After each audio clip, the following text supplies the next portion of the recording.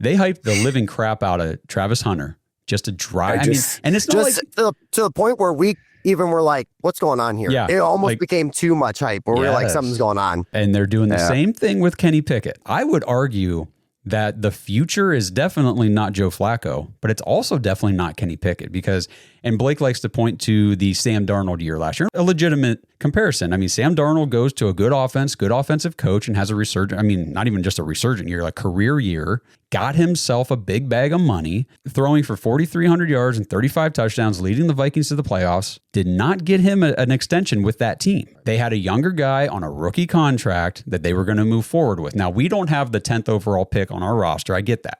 And I don't think Kenny Pickett goes out and has anywhere near that kind of year. So say he goes out and he throws 25 touchdowns and like 3,600 yards and the Browns win, 8, 9, maybe even 10 games. He's the 4-year starter. Are we really giving him a 3-year extension next year whenever he just proved that he can be an NFL starter, lead your team to the playoffs? Are we giving him a bigger contract that he's going to demand something on the market, right? Right. Just like Sam Darnold did. Are we doing that? Are we really going to pay this guy when we've got these 2 rookies? We've got these 2 first-round picks. I just don't see a future where Kenny Pickett is the quarterback for the Browns. I don't think so. And this comes back to salary cap. And I don't think we can afford to throw a 3-year, $80 million contract at Kenny. Well, let's put it this way real quick. We didn't want to pay. What would the numbers even be? We didn't want to extend Baker. And those were Baker numbers, 25 touchdowns, 3,700 yards. And we didn't want him as our long-term answer. So why would this same regime want Kenny Pickett? I like your take. Like I think I'm going to stick with Pickett, but I like your take. I think it's great. The one thing is I did notice a little bit extra on like plugging him. I totally get that.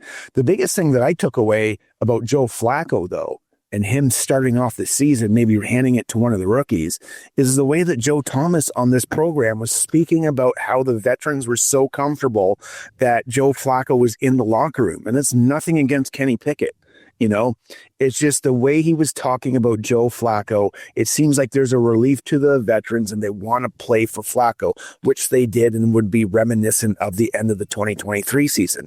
That's what makes me think that you could possibly be right with that as well.